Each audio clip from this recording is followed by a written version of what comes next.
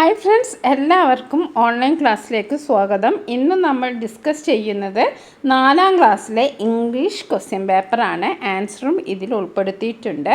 അപ്പോൾ നമുക്കറിയാം ക്വസ്റ്റ്യൻ പേപ്പറിൻ്റെ മോഡൽ ഇങ്ങനെയാണ്. ആദ്യം നമ്മുടെ പേര് എഴുതണം, നെയിം ഓഫ് ദ സ്റ്റുഡൻറ്റ്, അതേപോലെ നെയിം ഓഫ് ദ സ്കൂളിൻ്റെ പേര് എഴുതണം, ഡിവിഷൻ എഴുതണം, പിന്നെ ടീച്ചറുടെ സൈനാണ്, signature of the teacher, signature of the parent. അതൊക്കെ നമുക്ക് എക്സാം പേപ്പർ കിട്ടിയപ്പോൾ നമുക്ക് ചെയ്യേണ്ടതാണ്. അപ്പോൾ നിങ്ങൾക്ക് എല്ലാവർക്കും അറിയാമല്ലോ ഇതെങ്ങനെയാണ് ക്വസ്റ്റ്യൻ വരികയെന്ന്. ആദ്യം ഒരു കോംപ്രിഹെൻഷനാണ് ഉണ്ടാവുക. ആക്ടിവിറ്റി 1 കോംപ്രിഹെൻഷനാണ്. അതായത് ഒരു പാസേജ്, ഇങ്ങനെ ചിത്രമുള്ള ഒരു പിക്ചറുള്ള ഒരു പാസേജ് തരും, അല്ലെങ്കിൽ ഒരു പോയമോ അങ്ങനെ എന്തെങ്കിലും തരും. അപ്പോൾ ഇതിൽ തന്നെ ഉത്തരം ഉണ്ടാവും. 5 ചോദ്യം ഉണ്ടാവും, പക്ഷേ ചോദ്യത്തിൻ്റെ ഉത്തരം ഇതിൽ തന്നെ ഉണ്ടാവും. അപ്പോൾ നമ്മൾ ഓരോ ലൈനും വളരെ സൂക്ഷ്മതയോടുകൂടി വായിക്കാം. Okay, read the story given below. നോക്കൂ. One day Anna made a cute little paper boat. ഒരു ദിവസം one day എന്ന് പറഞ്ഞാൽ ഒരു ദിവസം Anna made a cute little paper boat. അന്ന ഒരു ചെറിയ ക്യൂട്ടായ പേപ്പർ ബോട്ട് ഉണ്ടാക്കി. She named it Pappu. അതിനൊരു പേരും കൊടുത്തു. എന്താ പേര് കൊടുത്തത്? ഷീ നെയിംഡ് ഇറ്റ് പപ്പു എന്നാണ് പേര് കൊടുത്തത്. Anna launched Pappu in a stream. അപ്പോൾ അന്ന ഈ പപ്പുവിനെ, അതായത് ഈ പേപ്പർ ബോട്ടിനെ ഒരു സ്ട്രീമിലേക്ക്, സ്ട്രീം എന്ന് പറഞ്ഞാൽ ഇങ്ങനൊരു തോടിലേക്ക് ഒഴുക്കി. Pappu the paper boat sailed down the stream swiftly എന്ന് പറഞ്ഞാൽ എന്താ, വളരെ വേഗത്തിൽ അങ്ങനെ അത് ഒഴുകിപ്പോയി. ഓക്കെ, പിന്നെന്ത് സംഭവിച്ചു? Suddenly it got stuck with a stone. പെട്ടെന്ന് എന്താ സംഭവിച്ചത്? അതിങ്ങനെ പെട്ടെന്ന് ഒഴുകി വരുമ്പോൾ ഇറ്റ് ഗോട്ട് സ്റ്റക്ക് എന്ന് പറഞ്ഞാൽ സ്റ്റക്കായി, നിന്നു. With a stone. എവിടെ നിന്നത്? ഒരു കല്ല് തട്ടി അവിടെ നിന്നു. A frog so this. ആരാ ഇത് കണ്ടത്? ഒരു തവള. ഫ്രോഗ് എന്ന് പറഞ്ഞാൽ ആരാണ്? തവള. It pushed the boat down. അതെന്ത് ചെയ്തു?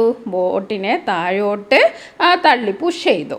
Okay, Pappu said. അപ്പോൾ പപ്പു എന്ത് പറഞ്ഞു? Thank you dear, come on let's go to the seashore.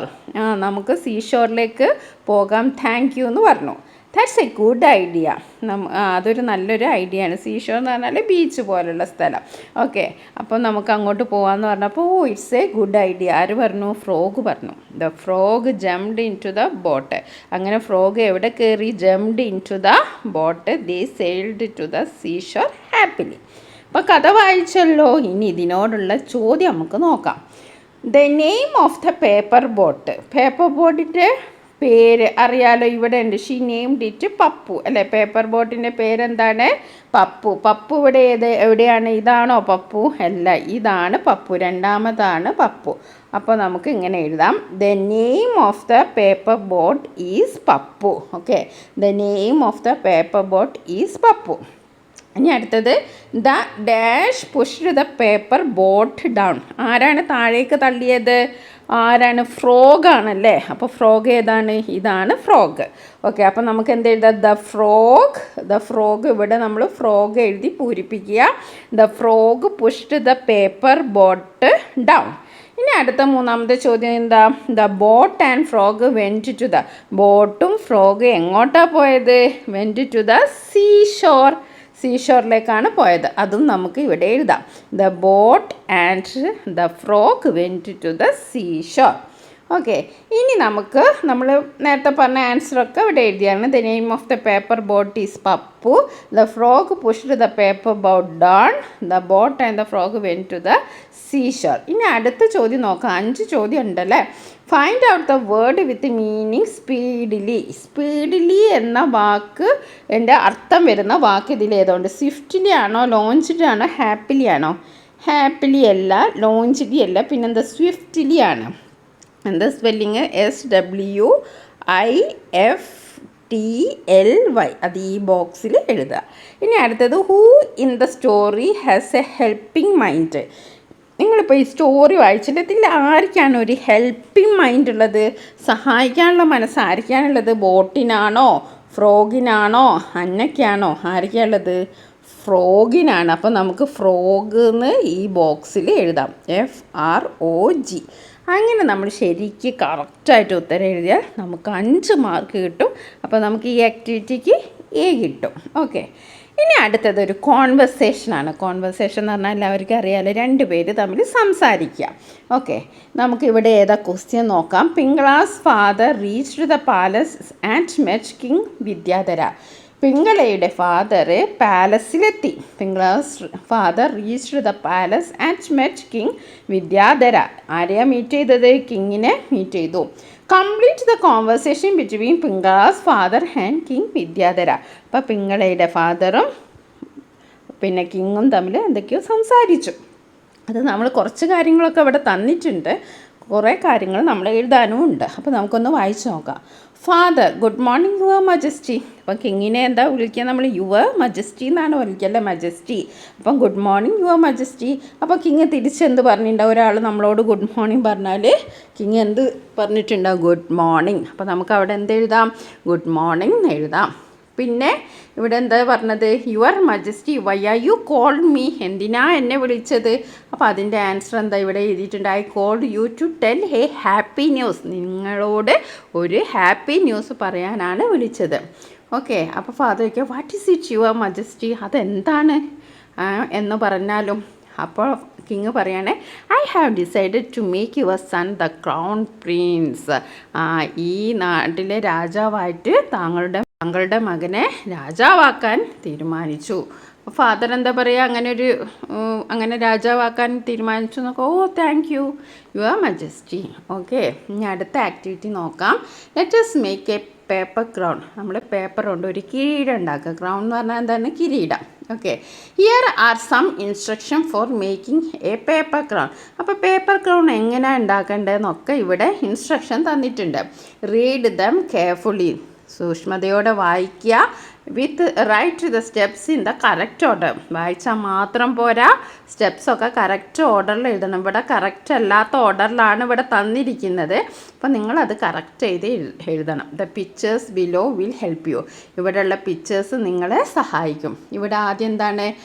ഇവിടെ ഒരു കഷ്ണം, പിന്നെ 2 കഷ്ണമാക്കി, പിന്നെ ഇതൊക്കെ നിങ്ങൾ കണ്ടല്ലോ. ഇത് വെച്ചിട്ട് നമുക്ക് ചെയ്തു നോക്കാം. ആദ്യം ഇവിടെ എന്താണ് എന്നത്? Join these triangle with gum. അപ്പോൾ join these triangle with gum. ഈ ട്രയാങ്കിളൊക്കെ നിങ്ങൾ ഗം ഉപയോഗിച്ച് ഒട്ടിക്കുക എന്നാണ് പറഞ്ഞിരിക്കുന്നത്. പിന്നെ അതെന്തായാലും ഫസ്റ്റ് ആയിരിക്കില്ല. Take a sheet of colour paper, fold it through A centre. ഒരു കഷ്ണം കളർ പേപ്പർ എടുക്കുക, എന്നിട്ട് സെൻറ്ററിൽ മടക്കുക. അപ്പോൾ അതല്ലേ ഇത് ഒന്നാമത്തേത് അല്ലേ? ഒരു പേപ്പറാണ് അല്ലേ? ഒരു പേപ്പറാണിത്. Take a sheet of colour paper, fold it, അത് മടക്കുക. ഫോൾഡ് ഇറ്റ് ത്രൂ ദ സെൻറ്ററിലൂടെ മടക്കുക. അപ്പോൾ ഒന്നാമത്തേത് ഏതാണ്? ഇതാണ്. ഇനി മൂന്നാമത്തെ നമുക്ക് വായിച്ചു നോക്കാം. Draw triangles of same size on it and cut them out. അതിൽ ട്രയാങ്കിൾസ് വരയ്ക്കുക, എന്നിട്ട് അത് കട്ട് ചെയ്യുക. അതല്ലേ ഇത് രണ്ടാമത്തേത് അല്ലേ? ഡ്രോ ട്രയാങ്കിൾസ് വരച്ചു, എന്നിട്ട് അത് കട്ട് ചെയ്തെടുത്തു അല്ലേ? ഇനി അടുത്തത് ക്രൗൺ ഈസ് റെഡി. ക്രൗണ് റെഡിയായി. പിന്നെന്താണ്? Paste both ends together. 2 എൻഡും ഒട്ടിക്കുക. അപ്പോൾ നിങ്ങൾക്കിപ്പോൾ മനസ്സിലായല്ലോ. അപ്പോൾ നമുക്ക് ഓരോന്നായിട്ട് നമുക്ക് എഴുതാം. ആദ്യം നമ്മൾ എന്താ എഴുതേണ്ടത്? നമ്മൾ എന്താ ചെയ്തത്? Take a sheet of colour paper. ഒരു കളർ പേപ്പർ എടുക്കുക. എന്നിട്ട് രണ്ടാമത് എന്ത് ചെയ്തു? ഫോൾഡ് ഇറ്റ് ത്രൂ ദ സെൻറ്ററിലൂടെ മടക്കി. Draw triangles of the same size on it and cut them out. എന്നിട്ട് അതിൽ ഡ്രോ ദ സെയിം സൈസുള്ള ട്രയാങ്കിൾ വരച്ചു, എന്നിട്ട് അത് കട്ട് ചെയ്തെടുത്തു. Join these triangles with gum. ഇതൊക്കെ എന്തുപയോഗിച്ച് നമ്മൾ ഒട്ടിച്ചു? ഒരു ഗം ഉപയോഗിച്ച് ഒട്ടിച്ചു. Paste both ends together. അതിൻ്റെ എൻഡ്സ് രണ്ടും നമ്മൾ ഒട്ടിച്ചു. അങ്ങനെ എന്താണ്? നമ്മുടെ crown is ready. Last one, നമ്മുടെ ക്രൗൺ ഈസ് റെഡി. ഇനി അടുത്ത ആക്ടിവിറ്റി നോക്കാം. Add more lines. കൂടുതൽ ലൈൻസ് നമ്മളോട് ചേർക്കാനാണ്. Pingala became the crown prince. Pingala അങ്ങനെ രാജകുമാരനായി. All the people country became very happy. എല്ലാവരും ഹാപ്പിയായി. ദേ സ്റ്റാർട്ടഡ് ക്ലാപ്പിംഗ്. അവർ കൈയടിക്കാൻ തുടങ്ങി. സിങ് ചെയ്യാൻ തുടങ്ങി, പാടാൻ തുടങ്ങി. ആൻഡ് ഡാൻസ്, പിന്നെ ഡാൻസ് ചെയ്യാനും തുടങ്ങി. We got a crown prince, a new crown prince. Come let's clap and sing long live Pingala. Now add more lines to the song. അപ്പോൾ ഒരു പാട്ടൊക്കെ പാടി അവർ പിങ്കളയെ സന്തോഷിപ്പിക്കണം. അവരും സന്തോഷമാണ്, അവരെല്ലാവരും ഹാപ്പിയാണ്. അപ്പോൾ നമ്മളോട് പറഞ്ഞിരിക്കുന്നത് ഇതേപോലത്തെ ഒരു 4 ലൈൻസ് എഴുതാനാണ്. അപ്പോൾ നമ്മളൊന്ന് ജസ്റ്റ് ഒരു ചെറിയ മാറ്റം വരുത്തിയാൽ മതി. ഇതേ ലൈന് തന്നെ നമുക്ക് ഉപയോഗിക്കാം. We got a crown prince, a new crown prince, come let's clap and dance. നേരത്തെ എന്തായിരുന്നു, സിംഗ് ആണെന്ന് പറഞ്ഞത്. ഇപ്പോൾ നമുക്ക് എന്ത് ചെയ്യാം, ഡാൻസ് ചെയ്യാം. ഓക്കെ, ലോങ് ലിവ് പിങ്കള. ഇനി അടുത്ത ആക്ടിവിറ്റി നോക്കാം. വേർഡ് പസിലാണ്. അപ്പോൾ നമ്മൾ വേർഡൊക്കെ നല്ലോണം പഠിച്ചിരിക്കണം. ഡിക്റ്റേഷൻ വേർഡ്സൊക്കെ നല്ല കറക്റ്റായിട്ട് പഠിക്കണം. Some words are hidden in the table below. കുറച്ച് വേർഡ്സ് ഇവിടെ ഉണ്ട്, അത് ഒളിച്ചിരിക്കുകയാണ്, hidden below. Find out the words. ആ വേർഡ്സ് നമ്മൾ കണ്ടുപിടിക്കണം. Circle them and fill in the blanks. അതിനെ നമ്മൾ സർക്കിൾ ചെയ്യണം, എന്നിട്ട് നമ്മൾ പൂരിപ്പിക്കണം. Okay. Dash rules a kingdom. ആരാണ് ഒരു രാജ്യം ഭരിക്കുന്നത്? ആരാണ്? കിങ് ആണല്ലേ. അപ്പം കിങ് ഇവിടെ എവിടെയോ ഉണ്ട്. അപ്പോൾ ഇവിടെയാണ് കിങ് ഉള്ളത്. ഇത് നോക്കൂ, KING. ഇതാണ് കിങ്. Okay, KING. കിങ്ങിൻ്റെ സ്പെല്ലിങ് എന്താണ്? KING. ഓക്കെ. അപ്പോൾ ഫസ്റ്റ് ക്വസ്റ്റ്യൻ്റെ ആൻസർ കിട്ടി. Flowers dance in. ഫ്ലവേഴ്സ് എവിടെയാണ് ഉണ്ടാവുക? എവിടെയാണ് ഉണ്ടാവുക? ഗാർഡനിലാണ് ഉണ്ടാവുക അല്ലേ. അപ്പോൾ ഗാർഡന് നമുക്ക് തപ്പി കണ്ടുപിടിക്കാം. ഇവിടെ GARDEN. ഗാർഡൻ്റെ സ്പെല്ലിങ് എല്ലാവർക്കും അറിയാലോ.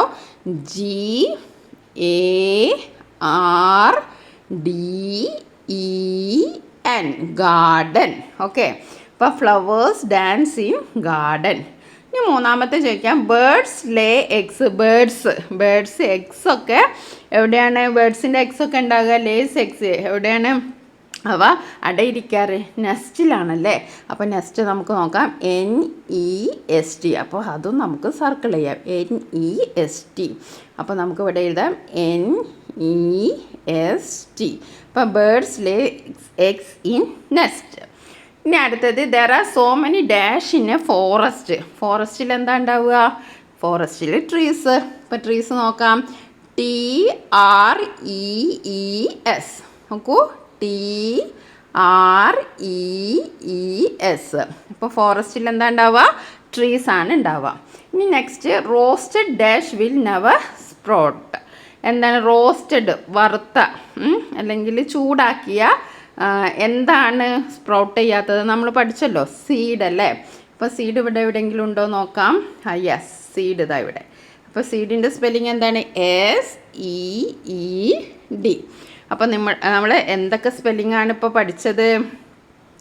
ഏതൊക്കെയാണ്? ആദ്യം നമ്മൾ കിങ് പഠിച്ചു, KING, അതായത് കിങ്സ് റൂൾസ് ദ കിങ്ഡം.